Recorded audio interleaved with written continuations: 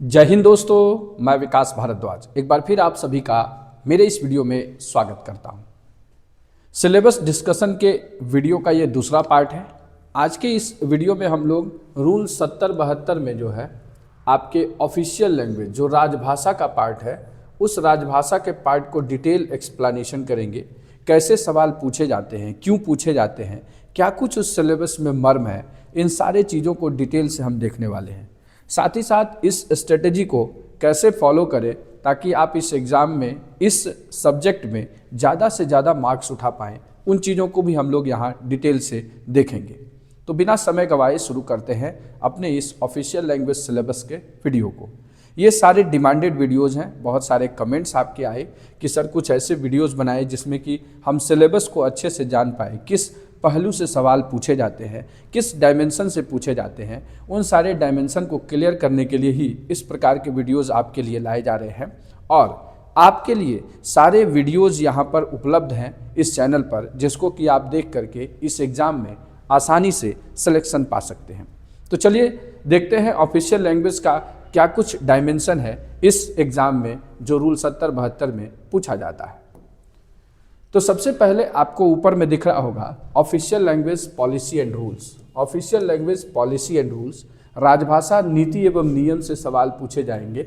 और 8 और 10 क्वेश्चंस जो यहाँ पर लिखा हुआ है उसका क्या फॉर्मूला है, तो आप देखेंगे कि रूल 70 का जितना भी एग्ज़ाम है उसमें 10 क्वेश्चंस पूछे जाते हैं, ठीक है। इसके बाद रूल 72 में जो है एएसआई का एग्ज़ाम जो होता है, एएसआई तक अप टू एएसआई जो है ये 10 क्वेश्चन पूछे जाते हैं। लेकिन ये जो 8 वाला पार्ट है ये इम्प्लीमेंट किया गया सिर्फ रूल 72 सब इंस्पेक्टर के एग्ज़ाम में जो है आपको पूछा जाएगा। कितने सवाल, तो 8 सवाल पूछे जाते हैं। तो ये आपको पहला चीज़ क्लियर कर लेना है कि रूल 72 सब इंस्पेक्टर में ही सिर्फ 8 क्वेश्चंस है। बाकी हर एग्ज़ाम जो भी डिपार्टमेंटल प्रमोशन का है आरपीएफ का रूल 70 या 72 में, उसमें 10 क्वेश्चन राजभाषा के पूछे जाते हैं। काफ़ी आसान सिलेबस है और काफ़ी आसान चीज़ें हैं। बस एक ही चीज़ लिखा हुआ है इसमें कि राजभाषा नीति एवं नियम, बस। अब ये नीति एवं नियम ये बड़ा ही क्या कहता है वेग वर्ड्स लगता है कि क्या नीति नियम, कैसे नीति नियम, किस प्रकार की चीज़ें।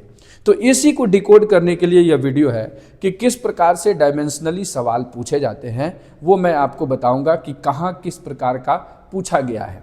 और ये प्रीवियस ईयर पेपर के एनालिसिस के बेस पर हमने बनाया है, क्योंकि ऑफिशियल लैंग्वेज का जब भी आप सिलेबस डिपार्टमेंट ने दिया है वो लिख दिया है official language policy and rules, बस 10 क्वेश्चन 8 क्वेश्चन यही है। लेकिन इसको पूछे जाने का क्या पर्पज़ है उसको हम यहाँ पर देख लें।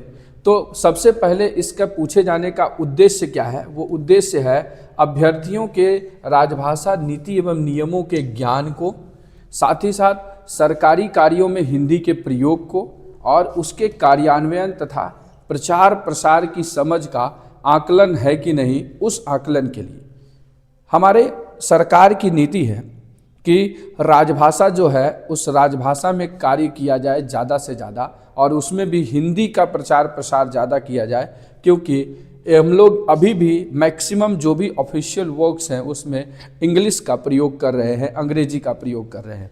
तो ऑफिशियल लैंग्वेज पॉलिसी रूल में आपको राजभाषा के नीति और नियमों के बारे में जानकारी होनी चाहिए, साथ ही साथ सरकारी कार्यों में हिंदी के प्रयोग के बारे में, उसके कार्यान्वयन और प्रसार के संबंध में जो भी जानकारी चाहिए वो जानकारी आप यहाँ पर एकत्रित करेंगे और इसी से संबंधित सवाल पूछे जाते हैं।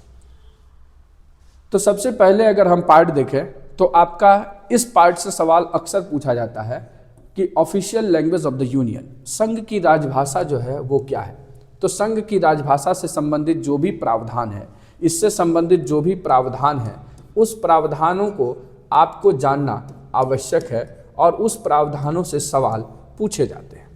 क्या क्या पूछे जा सकते हैं, तो सबसे पहले कॉन्सेप्ट आप याद रखिए कि जो official language of the union है ऑफ इंडिया वो क्या है, हिंदी है, और इसकी स्क्रिप्ट जो है देवनागरी है। अगर आप इसको देखेंगे इस 2 पॉइंट को, इस 2 पॉइंट से आपको हर जो एग्ज़ाम है, हर एग्ज़ाम में ये सवाल पूछा गया है, हर एग्ज़ाम में जो भी आप देखेंगे। साथ ही साथ ये भी सवाल पूछा गया 2021 वाले एग्ज़ाम में कि न्यूमेरिकल्स जो हम यूज़ करते हैं, न्यूमेरल्स जो नंबर्स हम यूज़ करते हैं उसका फॉर्म क्या है, तो वो इंटरनेशनल न्यूमेरल्स हम लोग यूज़ करते हैं और इस चीज़ों से संबंधित सवाल पूछे गए हैं। तो सबसे पहला डायमेंशन आपको क्लियर करना है कि official language of the union जो है, संघ की राजभाषा है, उसका क्या डायमेंशन हो सकता है। जैसे एग्जाम्पल में अगर देखें तो क्वेश्चन आपसे पूछा जा सकता है what is the official language of the union of India, तो आप उत्तर देंगे हिंदी, और आपसे ये पूछ ले कि what is the script of the official language of the union of India, that is Devanagari लिपि, यहाँ पर उत्तर हो जाएगा। तो पहला डायमेंशन आपका क्लियर हो गया होगा। दूसरे डायमेंशन पे हम लोग चलते हैं। दूसरा डायमेंशन है यूज़ ऑफ इंग्लिश लैंग्वेज, क्योंकि मोस्ट प्रोबेबली हर जगह पर सरकारी कार्यालयों में अंग्रेजी भाषा का ही प्रयोग हो रहा है, लेकिन अंग्रेजी भाषा का प्रयोग कब, कहाँ, किस प्रकार से करेंगे, इन चीज़ों को भी आपको जानना है, कब, कहाँ, ठीक ना। तो इसके लिए भी आपको प्रोविजंस जानने हैं। उस प्रोविजंस में क्या जानना है, तो इसमें कॉन्सेप्ट ये कहता है कि English is use along with Hindi official purpose communication and administration. Hindi के साथ साथ सरकारी कार्यों में अंग्रेजी भाषा का भी प्रयोग किया जाता है। ऑफिशियल लैंग्वेज हिंदी है, लेकिन हिंदी के साथ साथ जो है अंग्रेजी को भी हम क्या करते हैं, ऑफिशियल लैंग्वेज मतलब ऑफिशियल वर्क्स में इसको यूज़ करते हैं, ऑफिशियल वर्क में यूज़ कर रहे हैं। एग्जाम्पल्स में आपको सवाल पूछा जा सकता है कि हिंदी के अतिरिक्त सरकारी कार्यों में किस भाषा का प्रयोग किया जाता है, तो वो अंग्रेजी हो गया। साथ ही साथ आपको एक हमेशा बोला जाता है कि हाई कोर्ट की लैंग्वेज पूछी जाती है कि हाई कोर्ट्स की लैंग्वेज क्या है। आप ऑलवेज देखेंगे कि जितने भी हाई कोर्ट्स के जजमेंट्स आते हैं, जो भी उसके माइन्यूट्स आते हैं, वो सारी चीज़ें जो है मैक्सिमम आपके इंग्लिश में होती है। आप सारा काम सब कुछ कर लीजिए, लेकिन आपको हाई कोर्ट्स में जब भी आप पहुंचते हैं तो आपको मैक्सिमम चीज़ें जो है इंग्लिश में देखी जाती हैं। तो इस तरीके से आपको यूज ऑफ इंग्लिश लैंग्वेजेस के डायमेंशंस को भी समझना है ताकि आप आसानी से सवालों को हल कर पाए। नेक्स्ट जो है हमारा objective of official language policy. जो ऑफिशियल लैंग्वेज पॉलिसी लाई गई, राजभाषा नीति, इसका क्या ऑब्जेक्टिव है, मतलब इसका क्या उद्देश्य है, इस उद्देश्य को भी समझना काफ़ी महत्वपूर्ण हो जाता है। इस उद्देश्य को समझने के लिए क्या है, तो इसमें कॉन्सेप्ट है कि आपको प्रमोशन ऑफ हिंदी, हिंदी का जो है प्रचार प्रसार करना, किस प्रकार से प्रचार प्रसार करेंगे। Gradual increase in the use of Hindi, Hindi के यूज़ में जो है किस प्रकार से हम हिंदी का अधिक से अधिक प्रयोग कर सकते हैं, उन चीज़ों को समझना। नो इम्पोजिशन ओनली इनकरेजमेंट, मतलब किसी भी भाषा पर जोर नहीं देना है, केवल उसको प्रोत्साहित करना है, इन सब चीज़ों को देखना है। मतलब ऑफिशियल लैंग्वेज पॉलिसी का ये 3 पर्पज़ है कि हिंदी का प्रमोशन किया जाए, साथ ही साथ हिंदी के यूज़ को जो है सरकारी कामकाज में हिंदी का अधिक से अधिक प्रयोग किया जाए, और किसी भाषा पर कोई ऐसा कंपल्सन न किया जाए, इसको सिर्फ प्रोत्साहन के तौर पे, इनकरेजमेंट के तौर पर यूज़ करना है इस पॉलिसी को। जैसे एग्ज़ाम में पूछा जा सकता है कि ऑफिशियल लैंग्वेज पॉलिसी का मुख्य उद्देश्य क्या है, तो इसका प्रयोग है हिंदी के प्रोत्साहन का, हिंदी के यूज़ के प्रोत्साहन का, कि ज़्यादा से ज़्यादा ऑफिशियल कामों में हिंदी का प्रयोग किया जाए। और क्या डायमेंशन है इसके, उसको देख लेते हैं। अगला जो डायमेंशन है that is constitutional provisional related to official language. आपको ये भी जानना चाहिए कि राजभाषा से संबंधित जो संवैधानिक प्रावधान है, उस प्रावधानों को जानना है। अगर हम संवैधानिक प्रावधानों की बातों में जाएं तो सीधा सीधा आपको पार्ट 17 जो है वो हमारा ऑफिशियल लैंग्वेज से संबंधित हो जाता है। पार्ट 17 के जो आर्टिकल है वो 343 से शुरू होकर के 351 तक जाते हैं। तो इसको आपको पूरा जो है, इसको पूरा आपको रट्टा रहना चाहिए, रट्टा मारा हुआ होना चाहिए, या फिर आपको कॉन्सेप्चुअल सारी चीज़ें समझ ही होनी चाहिए। और इसके संबंध में वीडियोज़ जो हैं हमारे चैनल पर दिए हुए हैं, अगर आप उस वीडियोज़ को देखेंगे उसमें हमने बहुत सारे टिप्स एंड ट्रिक्स भी दिए हैं आपको याद करने के लिए। जैसे कि राजभाषा क्षेत्र को याद रखने के लिए रजऊ के ब्याह में वो 36,000 दे ले, इस प्रकार के फनी कॉन्सेप्ट्स को हमने यूज़ किया है, जो एक बार अगर आप उस वीडियो को देख लेते हैं तो आज भी वो रेलिवेंट है, 5 साल पहले हमने बनाया है, और उस वीडियो से आप आसानी से सवालों को हल कर लेंगे। तो कॉन्स्टिट्यूशनल प्रोविजंस में हम लोग देखें तो क्या कुछ है, तो constitutional provide provision regarding language of the union, जो 343 में इसके बारे में बताया गया है। वहीं language of the state, language of the court आप देखेंगे तो 345 की में बताया गया है। Language of the parliament, parliament की भाषा कौन कौन सी है, तो 120 210 को आप जब देखेंगे तो वो पार्लियामेंट से संबंधित सारी आर्टिकल्स हो जाते हैं। तो इन चीज़ों को आपको जान लेना है और ये सारा डिटेल वीडियो बना हुआ है, सारा डिटेल वीडियो बना हुआ है और इस डिटेल वीडियो को हम फिर से लाइव क्लास के थ्रू पढ़ाने वाले हैं। तो लाइव क्लास को आप ज्वाइन कर लेंगे तो भी आपको वहाँ पर सारी चीज़ें मिल जाएंगी। आपको समझने के लिए सवाल हमने यहाँ दिया कि राजभाषा से संबंधित प्रावधान कहाँ दिए गए हैं, तो भारतीय संविधान में it may be a question, आपके अपकमिंग एग्जामिनेशन में ये हो सकता है कि इस प्रकार के सवाल पूछे जा सकते हैं।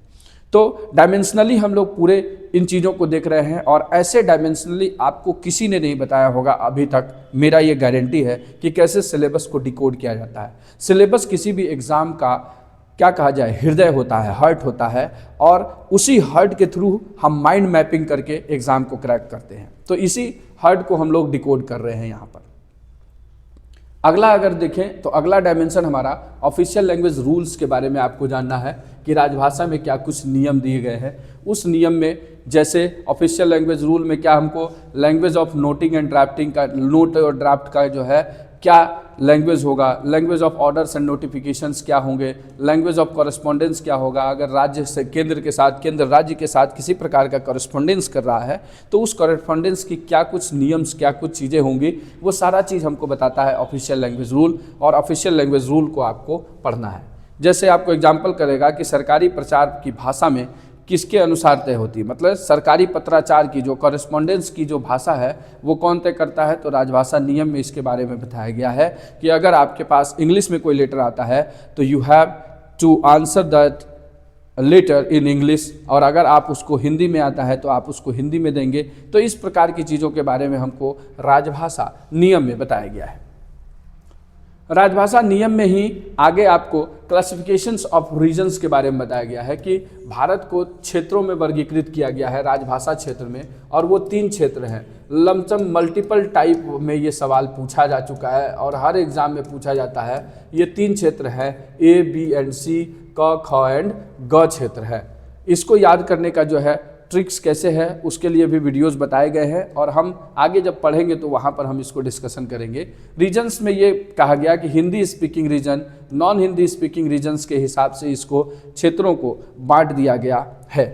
तो उस हिसाब से यहाँ पर देखेंगे तो सवाल आपको पूछा जाएगा कि पत्राचार की भाषा किस पर निर्भर करती है, तो क्षेत्र के वर्गीकरण पे। जिस क्षेत्र में है, हिंदी क्षेत्र है तो हिंदी का ज़्यादा प्रयोग किया जाएगा, इंग्लिश क्षेत्र है तो उसमें नॉन हिंदी है तो वहाँ पर इंग्लिश का प्रयोग किया जाएगा। जैसे कि आप अगर जानेंगे तो नागालैंड में जो है, नागालैंड में इंग्लिश का प्रयोग किया जाता है। ये सारी चीज़ें फैक्ट्स एंड फिगर्स हैं जो कि आपको सवाल के तौर पर यहीं से बनते हैं। नेक्स्ट देखें तो लैंग्वेज ऑफ कॉरेस्पॉन्डेंस के बारे में आपको जानना आवश्यक है कि पत्राचार की हमारी भाषा कहाँ क्या कैसे होगी। तो इसमें बहुत सारा कॉन्सेप्ट नहीं, इसको हम लोगों ने पहले भी देख लिया है कि सेंटर टू स्टेट कम्युनिकेशन क्या होगा, स्टेट टू सेंटर कम्युनिकेशन कैसे होगा, इंटर डिपार्टमेंट में कम्युनिकेशन का क्या तरीका है। इन चीज़ों के बारे में भी आपको जानना इम्पॉर्टेंट है और यहाँ से सवाल पूछे जाते हैं केंद्र, राज्य और राज्य के बीच या विभाग के बीच। तो केंद्र और राज्य के बीच पत्राचार की भाषा किससे निर्धारित होती है, तो वो है राजभाषा नियम से निर्धारित होती है।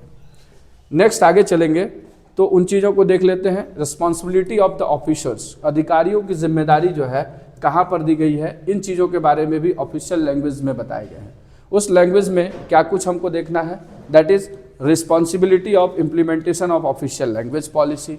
जो ऑफिशियल लैंग्वेज पॉलिसीज़ हैं उसको हम कैसे इम्प्लीमेंट करते हैं उन चीज़ों के बारे में, और encouragement of use of Hindi and monitoring of compliances के बारे में बताया गया है। अगर हम देखें तो इस भाग में बहुत सारी चीज़ें हैं, जैसे कि अधिकारियों की जिम्मेदारी दी गई है कि अगर कोई भी कॉरेस्पॉन्डेंस हम हिंदी में करते हैं तो उसका कॉरेस्पॉन्डेंस का जवाब भी हिंदी में जा रहा है या नहीं जा रहा है, या फिर कोई भी नोटिंग एंड ड्राफ्टिंग जो है उसको किस भाषा में हम लोग कर रहे हैं, उन चीज़ों के बारे में भी यहाँ पर बताया गया है। तो राजभाषा नीति के कार्यान्वयन की जिम्मेदारी किसके ऊपर होती है, तो जो संबंधित विभाग का अधिकारी है उस विभाग के पास ये जिम्मेदारी होता है कि वो राजभाषा के नियमों को सही से लागू कराए। एंड नेक्स्ट अगर देखें तो प्रमोशन इंसेंटिव एंड अवार्ड्स, ये इसलिए होता है कि बहुत सारे योजनाएं, बहुत सारी चीज़ें जो है हिंदी में यूज़ नहीं हो पा रही है। जैसे नॉन हिंदी एरिया है, वहाँ पर हिंदी का प्रयोग नहीं हो पा रहा, तो उसके प्रोत्साहन के लिए किसी भी कार्य के प्रोत्साहन, पुरस्कार और योजना इसलिए लाया जाता है ताकि प्रमोट किया जाए, उस कामों को प्रमोट करने के लिए। तो यहाँ पर हिंदी के प्रमोशन के लिए इन चीज़ों को लाया जाता है कि अगर आप हिंदी में प्रमोट करते हैं चीज़ों को और हिंदी में काम करते हैं तो आपको रिवार्ड्स एंड अवार्ड्स की व्यवस्था की गई है। तो उस रिवार्ड और अवार्ड्स के बारे में भी आपको जानना है ताकि आप ऑफिशियल लैंग्वेज की चीज़ों को ध्यान से कर पाए। तो नेक्स्ट जो हमारा है वो है exam perspective and question pattern. क्या कुछ परीक्षा में पूछा जा सकता है? तो मोस्ट आपका जो है कॉन्सेप्चुअल क्वेश्चन होता है, रूल बेस्ड, और डायरेक्ट एमसीक्यूज जो है ये राजभाषा के सवाल यहाँ से बनते हैं। तो राजभाषा से संबंधित चीज़ों को देखने के लिए काफ़ी इम्पॉर्टेंट है कि आपको इस तरह से डायमेंशनली सोचना पड़ेगा कि क्या कुछ सवाल आपके अगले एग्ज़ाम में आ सकते हैं, और ये अगले एग्ज़ाम में सवाल आने के लिए इसी प्रकार की चीज़ों को आपको ध्यान से देखना पड़ेगा ताकि आप उसे आसानी से हल कर पाएंगे। तो ये कुछ ऐसी चीज़ें थी जिसको कि official language policy and rules में आपको समझना आवश्यक था, और इसीलिए इस वीडियो को बनाया गया है। आशा करते हैं कि चीज़ें आपके समझ में आ गई होंगी। अगर आपको समझ में आ गया होगा तो आप इस पर कमेंट्स ज़रूर करिएगा और ये बताइएगा कि आपको किन किन विधियों से इसको सीखने में आसानी हो सकती है। और इसके लिए जो है आपके लिए आरपीएफ एलडीसी चैनल्स पे जो वीडियोस पड़े हुए हैं, आप उस वीडियोस को देख लेंगे तो भी आपकी तैयारी आसानी से हो जाएगी। तो इस वीडियो में बस इतना ही, यही समझाना था कि आप कैसे ऑफिशियल लैंग्वेज की चीज़ों को देख पाएंगे, कैसे आपको इस एग्ज़ाम को डिकोड करना है, किस प्रकार के सवाल पूछे गए हैं और आगे भी पूछे जाने की संभावना है। इन डायमेंशंस को समझने के बाद आप आसानी से इस एग्ज़ाम को क्रैक कर सकते हैं। तो आशा करते हैं कि यह वीडियो आपके लिए लाभदायक सिद्ध हुआ होगा और आप इस ऑफिशियल लैंग्वेज के वीडियो से ये समझ पा रहे होंगे कि आप अगले एग्ज़ाम में किस डायमेंशंस में तैयारी कर पाएंगे। तो इसी संदेश के साथ कि आप अपनी तैयारी में व्यस्त हैं, ज़िंदगी में मस्त हैं, इस वीडियो को ध्यानपूर्वक देखने के लिए आप सभी का दिल से धन्यवाद।